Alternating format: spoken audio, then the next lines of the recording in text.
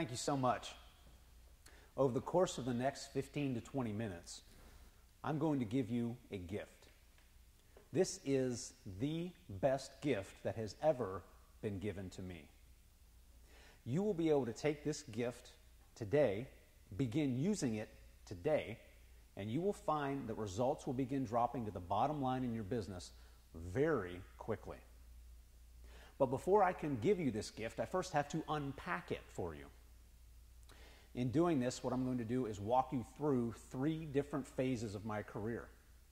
I've spent the last 12 years working with, in, and around entrepreneurs, being an entrepreneur myself, owning a small business myself, and coaching and leading entrepreneurs. But first, before I dive into that, let me tell you about the backstory. Let me begin unwrapping this gift for you. See, I had 3 very distinct phases in my career. The very first phase that I want to talk about, this is the golden era. I had just graduated college with a degree in engineering. I was fortunate enough to be working at a company that was just the right size, and I didn't realize that it was just the right size until years later. This company was big enough so that you had that big company feel, but it was also small enough that you didn't get buried in bureaucracy. You could take new ideas, new thoughts, things that you wanted to try. You could take those in and begin working on them immediately.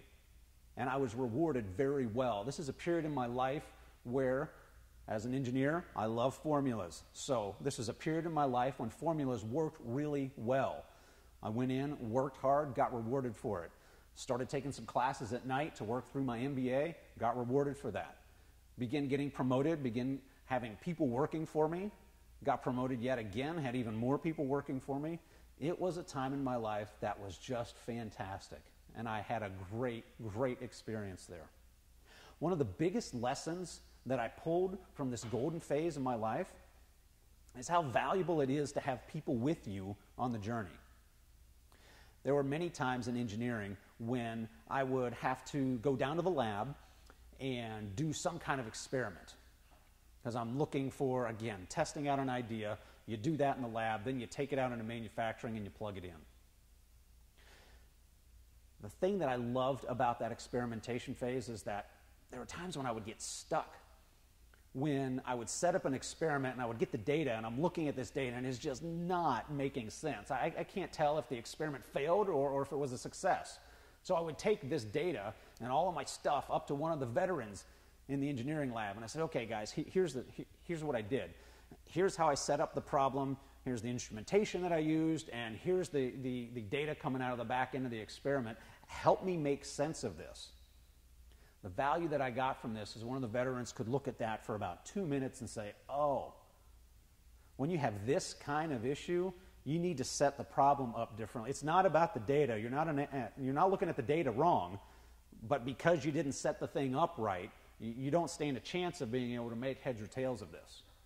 Okay, so that experience of being able to lean on that, the folks who'd been around the block, so to speak, was great. Now, getting experience there, getting knowledge wasn't always me looking for one of the veterans. Sometimes it was one of my peers. Again, we'd have the same discussions. Hey, can you guys help me out with this? I can't figure it out. That's one of the main lessons that I pulled from this golden period of my life. I'm going to move now into second segment here. This is when I decided to launch my own business. Now, I had always wanted to have my own business. Being self-employed is kind of in my DNA. Mom and Dad had their own business when I was really young.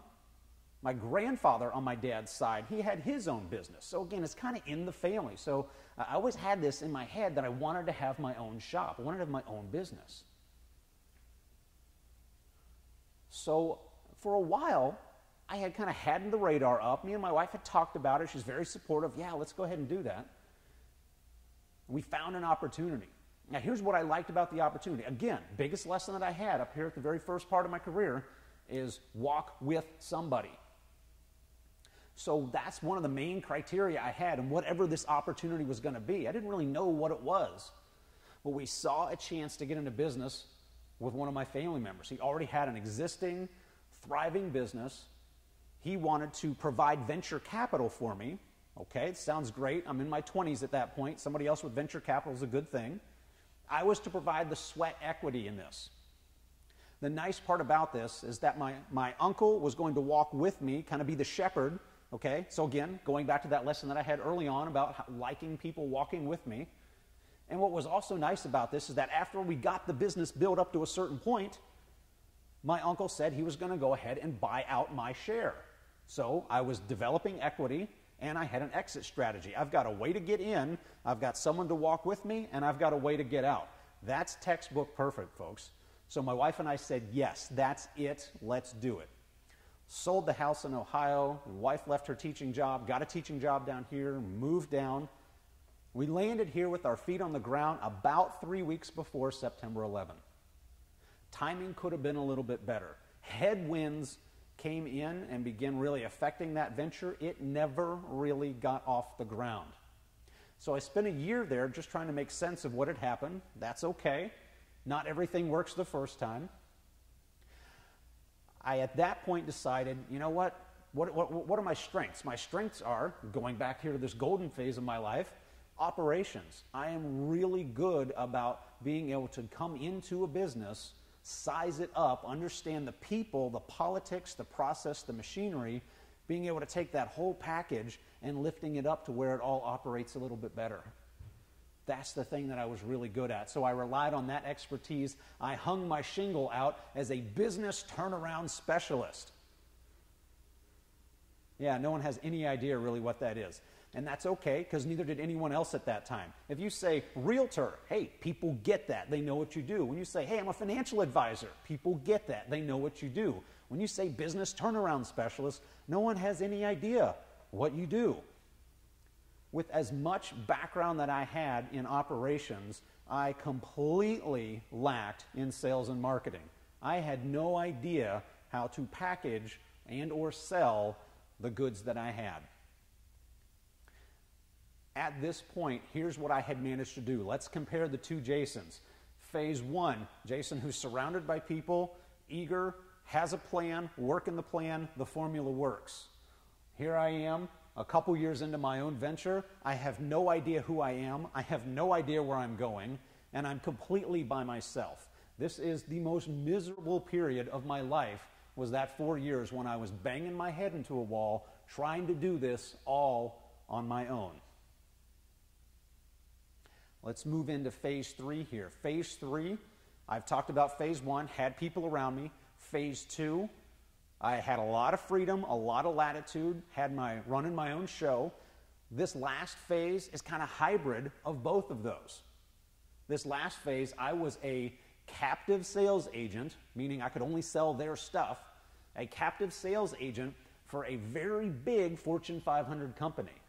Okay, so I kind of have the best of both worlds here. I have that freedom. I can run my business however I want. I can get paid as much as I want because it's all about me. I also have people around me for the journey. I was in an office here in Charlotte, and this is a little rare for this company to have this many producers in one office. There were about 7 of us in that office who were all 100% commission salespeople. And the nice part about that is when I had a problem with, I'm working, say, on an application. Again, remember back to the engineering days when I needed help, I asked for it. Same thing happened here. And there's this guy that was in my office, his name is Mike. And I'm like, Mike, I'm stuck. I'm trying to do a 20-year application here, and I can't get past this first screen. And Mike would say, oh yeah, they haven't fixed that yet. You need to go to the 3rd tab, hit the check box, then go back to the 1st tab, and then you'll be able to do it. Well, that would have taken me, again, an hour and a half to figure out. Mike helped me in 30 seconds. Again, that's the kind of thing that you get that help and you're ready to go right away. What I did here towards the tail end of this last phase, I was able to travel around the country to about 15 different states. And I was able to coach, work with, mentor, lead other people who were sales entrepreneurs inside this Fortune 500 company. Now, when you're in a big room setting with some of these folks, it's a performance-based culture. So it's all about, I'm out there doing it, and I'm getting it done, and here's how we can do it even better. It's very, very culture-oriented towards success. But what's interesting about that is when I would be at an office talking with one guy with the door closed, the walls would start to come down. When I would go out to dinner with some of these guys, and there's just maybe one of us there at the table, or maybe two at the table, the walls would start to come down. And that's what I would hear. Hey, Jason, I feel kind of alone out here. I don't have anyone else really to help me. I guess I could call someone, but I don't like being put on hold. I don't have anyone to help me. I can't figure, I'm trying to do a 20-year application here, and I can't even figure out the screens on the computer. When I'm sitting down next to a client, I feel like I'm missing just that one catchphrase that would help me close the deal. When the walls came down, what I was able to find out is that a lot of these problems I was having, that's the same problem a lot of these other entrepreneurs were having. They feel alone, they're banging their head into a wall, the morale's not good, and they're feeling a little disillusioned. They don't quite know where to go because they're doing it all on their own. Folks, the gift that I want to give you today is the gift of transparency.